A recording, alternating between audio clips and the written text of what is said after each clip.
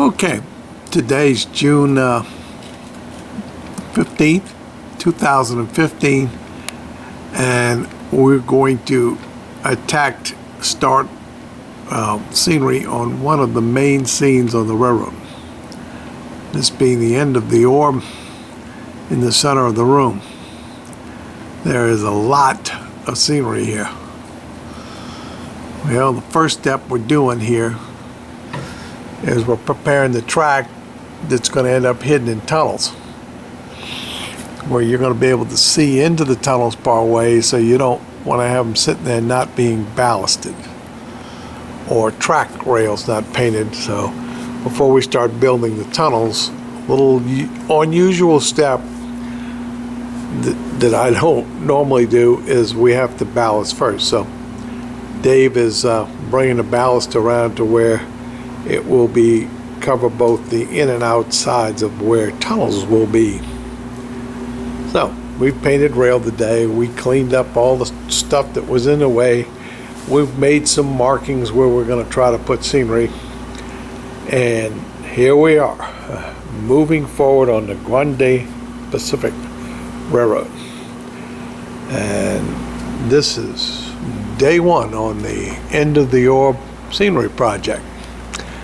This railroad was started in August. Well, had a little hurricane back then, so we got a month delay. We didn't actually get started on the railroad until November 2008. And here we are, June the 15th, 2015. So here we are, keep moving forward.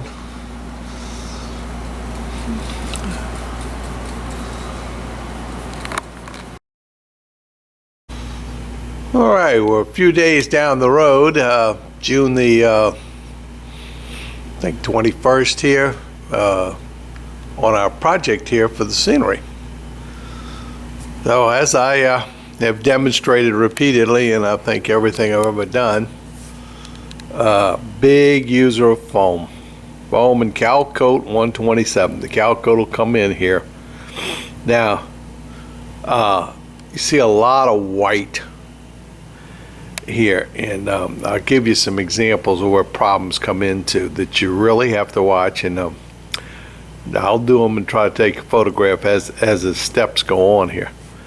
But we have pieces of foam here that you see that act as a wall, and you have to have something for it to attach to, and we're trying to minimize space coming down here. So we had this glue, and all I did was put white glue on pieces of foam just to have a place to hold those pieces when they thing. I'll also go along the back here once everything is positioned, and I'll put a brace at the bottom. One of the problems I run into with this area right in here that I'm shooting right now, it will come dead space that virtually has no access.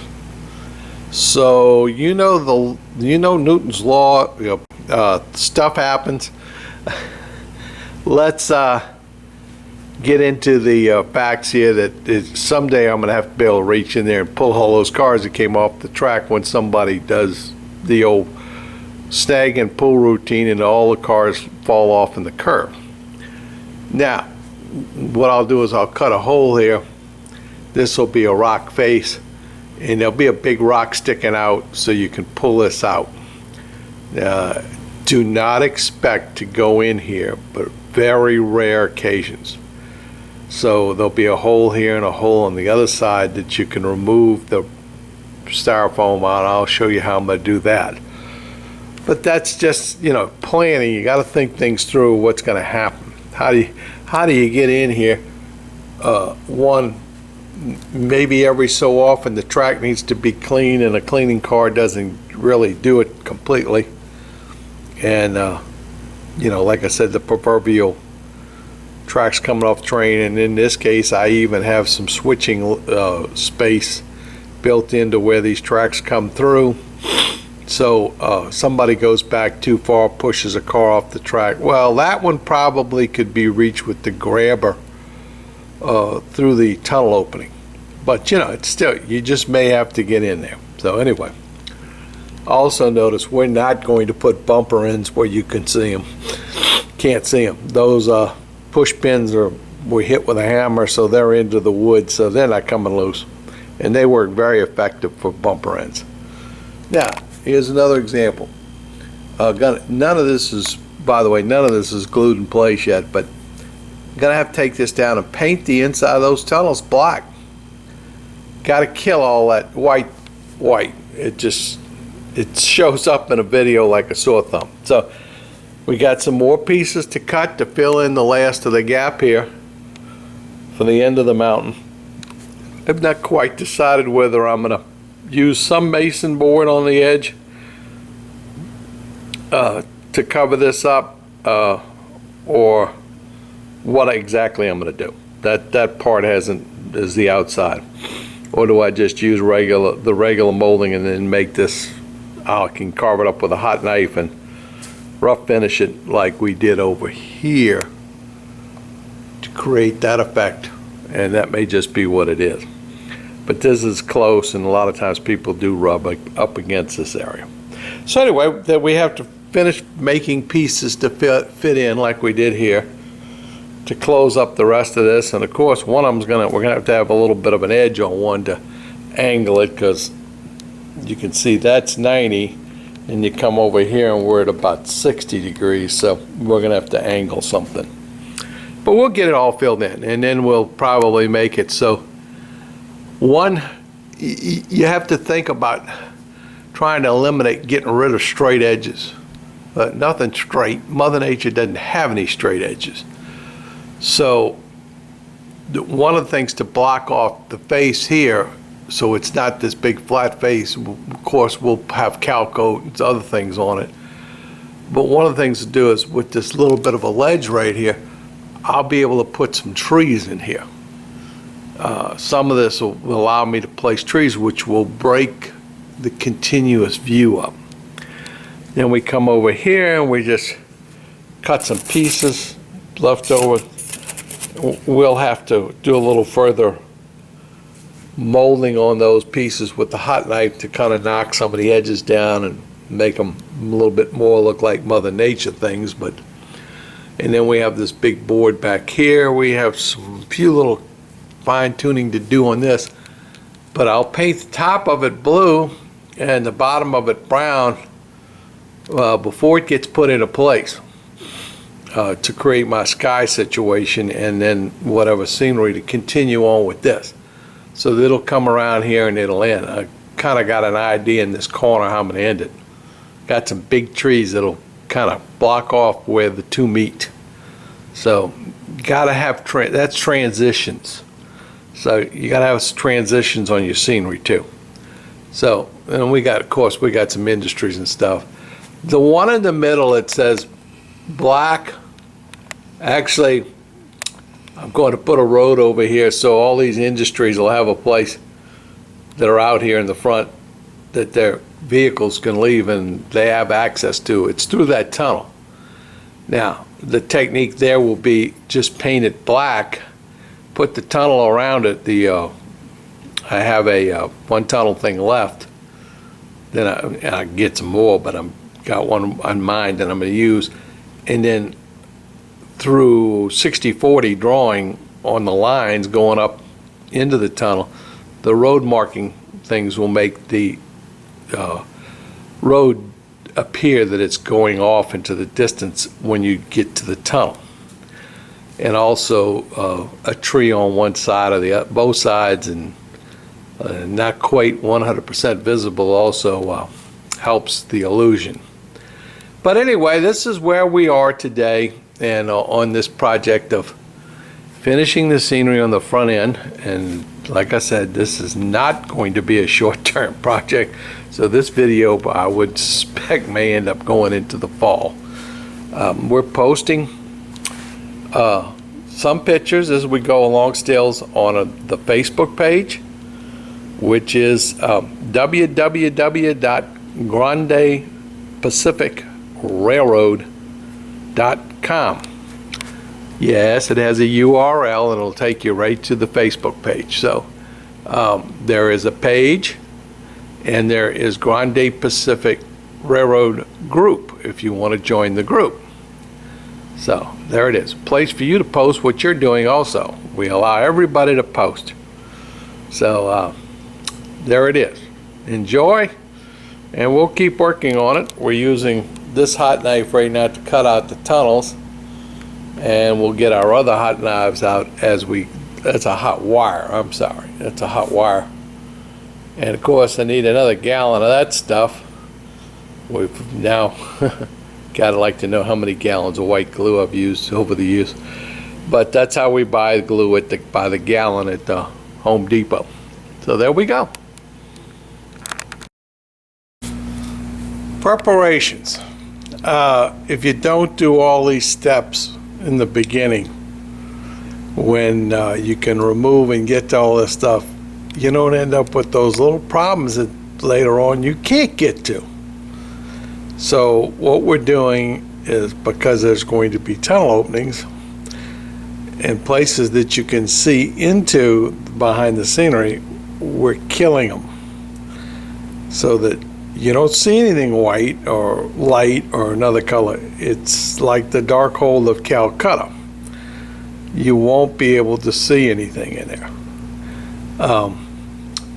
Even to the extent that the one light bulb that will remain up in here, I'll unscrew it so that the light's not on. That way it's there. If I need to reach in through one of the access holes and use it, I just turn the bulb in and it'll light. But I'm not going to leave it lit when there's no need. So that's what we're doing. Black paint, latex black paint, and we're killing anything that's going to be light colored, white, or anything. So moving ahead. So we've gotten black paint everywhere we think we need it. I'm sure once we put all this in place, we'll find a spot we missed. But this way, at least what I think will be the inside of the tunnel is all been painted out black. So now we're going to go outside and do some other things that need to be painted before we can finish this, what we've created so far, and glue it in place. So now we've moved outside, just for the sake that I'm one hell of a messy painter, and all my paints are out here, and we have the sink to clean up in right here and plenty of water. So we're going to move out here and finish up what we've got started here. So we're moving forward here on this whole project, but not going to bring you out here and show you this anymore in this video when I make it up. You just have to, I just show it the first time, try to eliminate as much painting inside as I can. A little further update here as we move along. This first tunnel here on the far right hand side on the main line coming out here is now complete as far as the actual physical structure of it. The next piece is right now drying, and you'll see that in the next video, so I won't get into trying to describe it.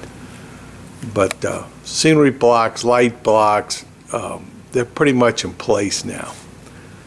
The idea here is when you look into this tunnel is you don't want to see white up in there, because the tunnel's not that long that if someone, you get the proverbial lookers, then you can see into it.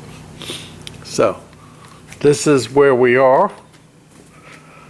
We're gonna have to get our little fascia boards on here, put some tape on the track, and then I think I'll wait and hot iron on some of this to create some more rock appearance. There's a couple pieces to go in the corner back there just for the purpose so we don't waste mud. And we got to fix the tunnel porthole layer that's where all the black paint is on the Apex Industrial Silverville branch line. We had to fix something there, and paint got kind of carried away, but that's part of it. We got the tunnel cover for the road, There'll be a road going into that tunnel, and we'll show you how that works out as we go along. But as you see, when you look into the tunnel openings, now it's not completely closed off back there, so you are seeing some light on the branch line tracks. But when that gets closed off, it will be black in that hole. Just like it is right here, you can see that that hole is black. But if you get up close with the camera and you look down, you can see the other opening at the other end. So,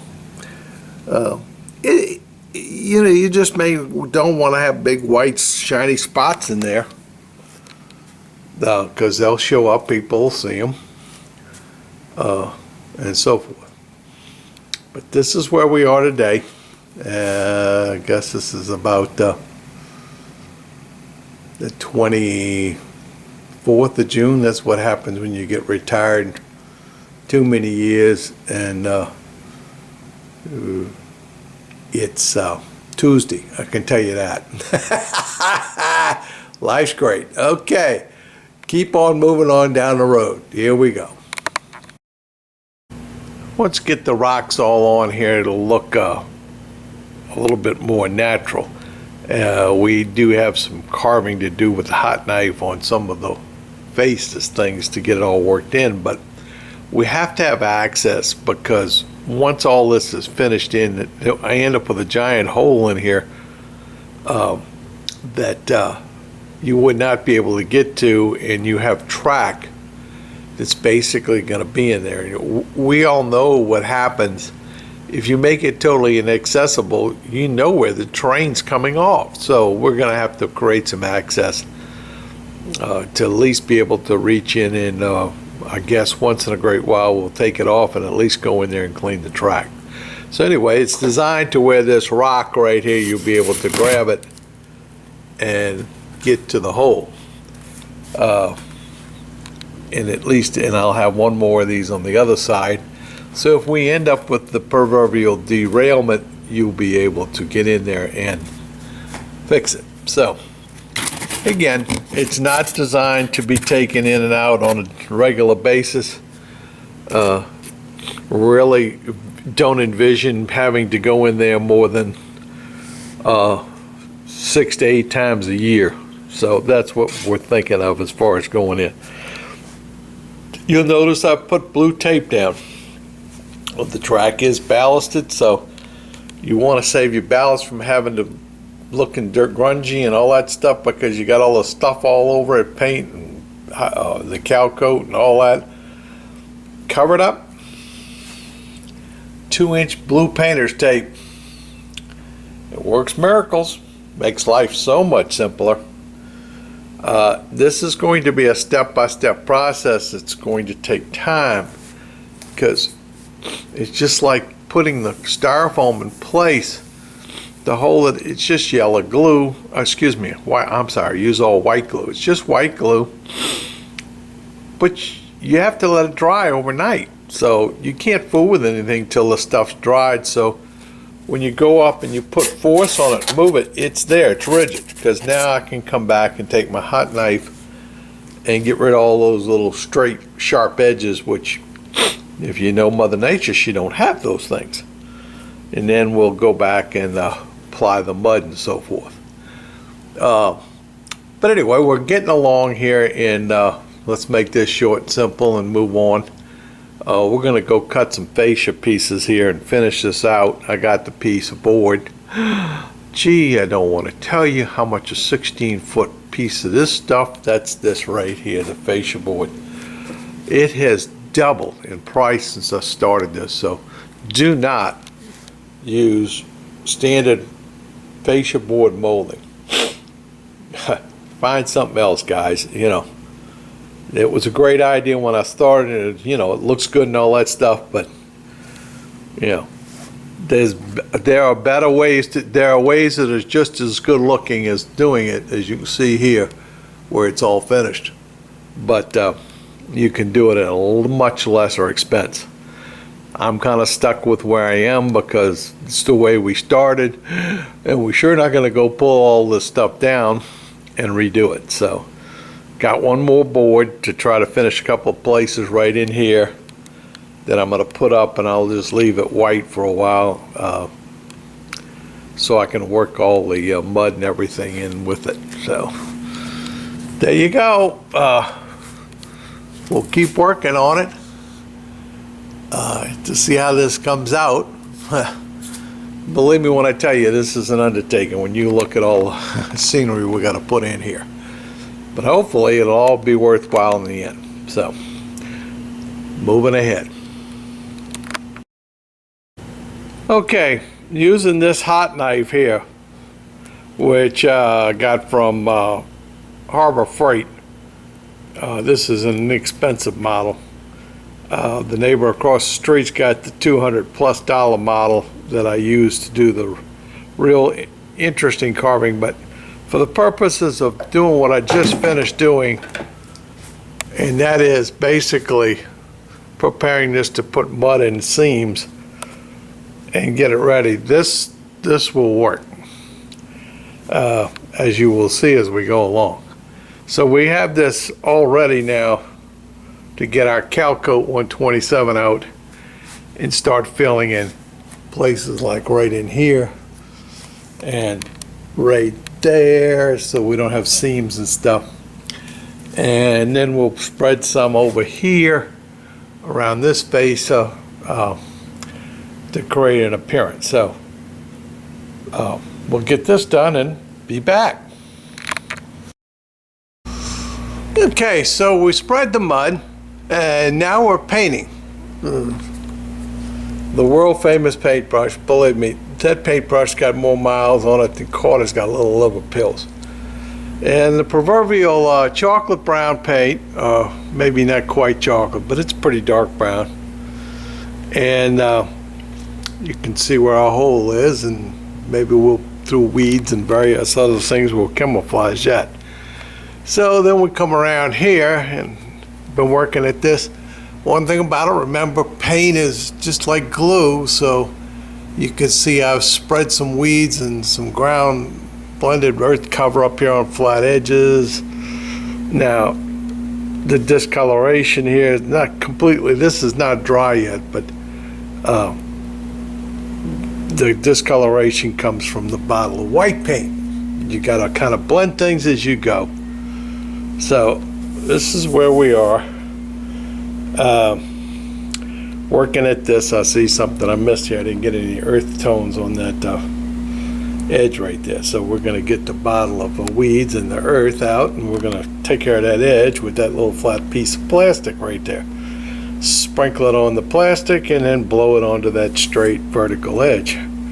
So anyway, there we go. Just a little update, and watch the painting and processing take place. You can see the foam, which is out the paint, and then where we put the mud in to fill cracks in or change the contour. So the gray right here is the Calcoat 127 and so forth. So here we are. So moving ahead here with our project, the initial objective here is completed. The basic scene is done and created. There is a lot of detail work. The power plant, I don't know if that's going to be how it's set up, but that's in the foreground, and there's a lot of detail work. Where the gravel cars back there sitting, those 100-ton cars are sitting, that's Trent sand and gravel, and got to build a kit and fit it in and so on and so forth. So that detail has to be done. But as far as the scenery blocks, which you got to do all that work first, this part here, as you can see, is at least that part done. There's ground cover detail, weeds. I painted in some of the road. We got to make detail on the road to make it all work out. But the stuff in the background, you know, as far as the backdrop, in the roughed in, and all the scenery, as far as the mountain and the tunnel, and we got out some of our trees we had made and planted them. which gets you one step closer. This is now all complete. Probably come in and throw some ground cover in these spots here, but that's not going to be in a real big urgent. We're going to try to finish the rest of the scenery block off first. So as you can see, this is what you can do with styrofoam. Hot knives, a little Calcoat 127, and some latex paint, some weeds, blended earth cover, and some bottle brush trees. Does wonders. Now, up here at the top right here, we just stuck the Calcoat right onto the wood. Didn't get put styrofoam, and you can kind of see it right here. The Calcoat will adhere to the wood. So again, we got to do some camouflaging work on our hole. I have a couple of tricks up my sleeve which we'll show you as we go along. But as you can see, this is, you know, what you see on the outside isn't what's inside that mountain. And the idea here, as I said before, is now you have access to the mountain. And you know the old rule, and I said it before, don't put this hole here and I guarantee every train that goes through on that track will derail. Put the hole there and we'll probably won't ever have to get into it. So there you go. See you later, and this is kind of where we are now. Another step in the development and completion of the Grande Pacific Model Railroad. Okay, here we go again. Update. Showing the finished part over there, or let's say 90% finished. We got some detail work to do. And we've moved on to the rest of the end of the orb. And we put in a lot of foam and stuff, getting ready to go to work. And put in our cutout for the other side so you can have access to the inside.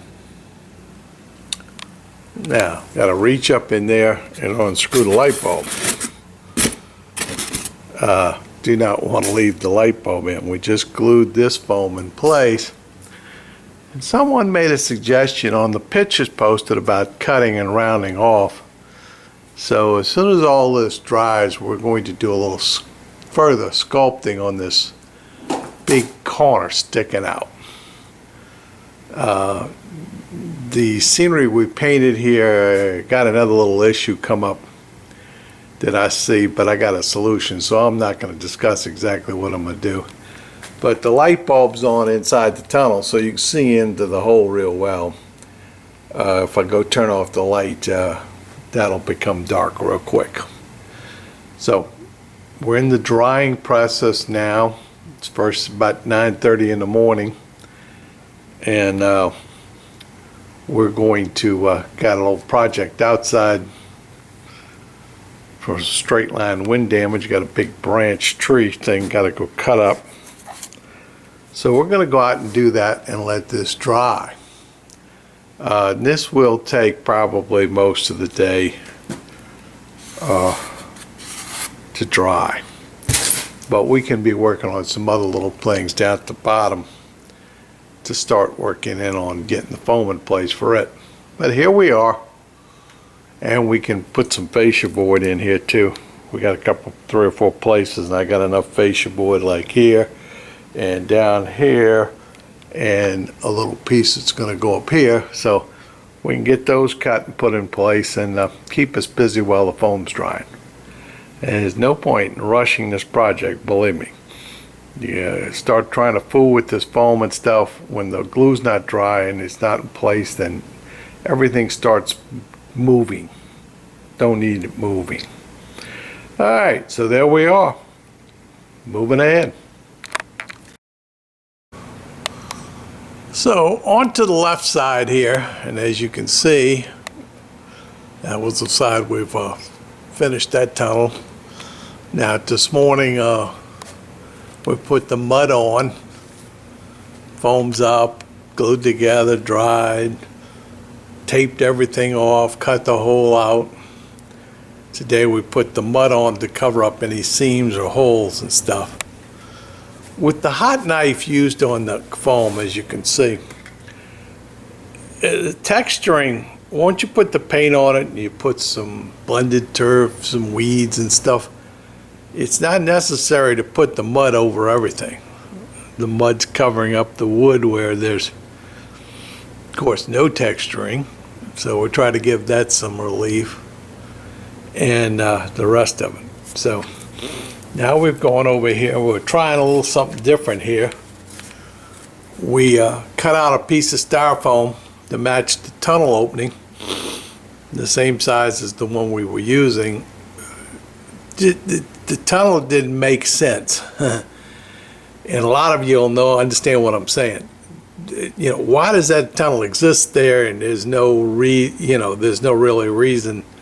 So by bringing it out, then we're going to do some other things with the painting and to create some contrast. Then we can have a kind of a layered effect with distance. So anyway, this is where we are. The next step, of course, is get the old brown paint out.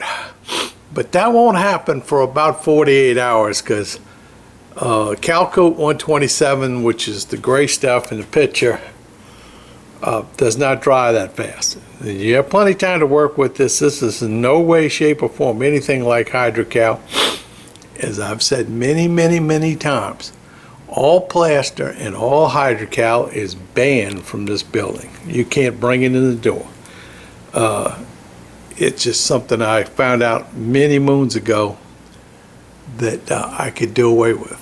And we just see an oops, we missed something. Got to go fill that crack in. Oh well, that's why you take pictures. So, I'm off to mix up a little mud to fill up the hole, and we'll be moving forward. One thing, making an observation here since I've closed this off, this has definitely changed the environment of this railroad. We've created, we're finishing off this, and I didn't realize how much having it open made the whole thing open. By creating the end here and filling it in, we've absolutely created two different worlds. Well, number of different worlds. Each location now becomes its own scene and its own place. So this being Silverville is basically over here on this side of the world. And you come over here, sorry, light's not on, this is Rock Ridge. So, and down there's the New River Mine. So we've created definitely individual locations on the railroad, and when you're standing in front, you can't see down the aisles anymore. So you have to walk around to get to the various parts, which definitely helps create a separation of environments. And of course, up top we have the Cargill Grain Elevator and the True Cut Lumber Company. So there we go, moving ahead. Let's go get some mud, or Calcoat 127. Okay, we always talk about it. Here's the bag of Calcoat 127.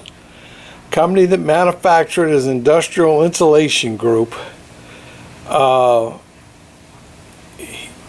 You can get this in the United States at industrial insulation companies.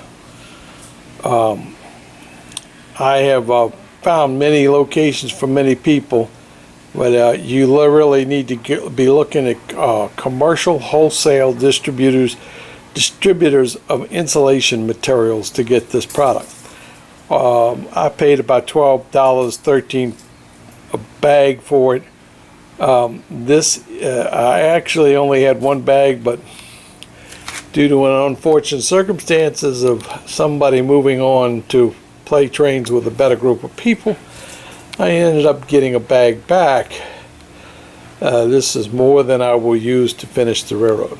But it's a great product to do all the work. And you know, when you drop this stuff on the floor in a blob, you don't pick it up. You just leave it sit there, get dry, then you just vacuum it up with a vacuum cleaner. Well, here we are.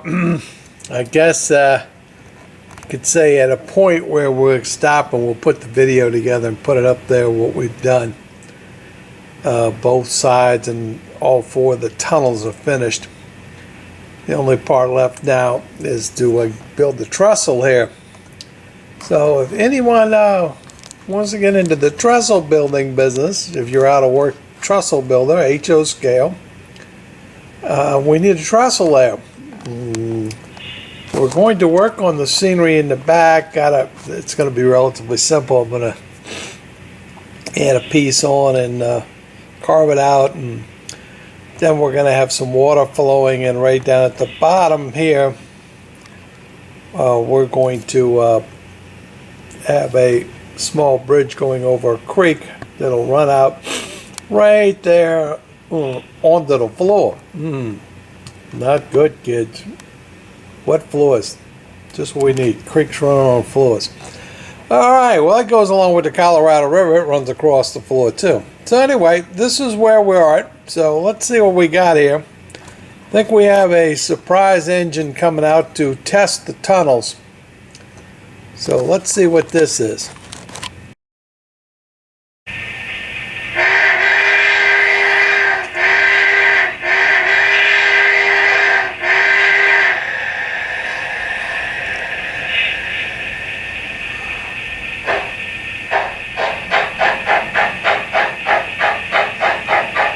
Okay, now it got to be sworn to secrecy here. 4015 is really ready for operations, and they lent it to me to make sure it would fit through these tunnels. So all that thing about restoration, the work's really already done.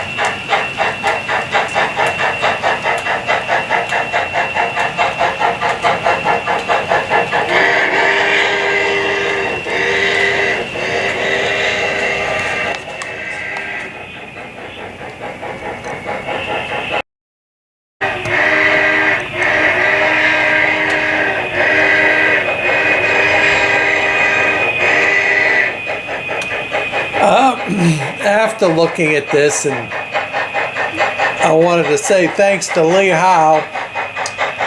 Lee's got a scene on his Great Northern Railroad on the end of an orb, which gave me the idea for the reversing loop at the bottom and the scene at the end of the orb. So, thanks, Lee. And we'll put this together and get it posted. This has been a Grande Pacific production.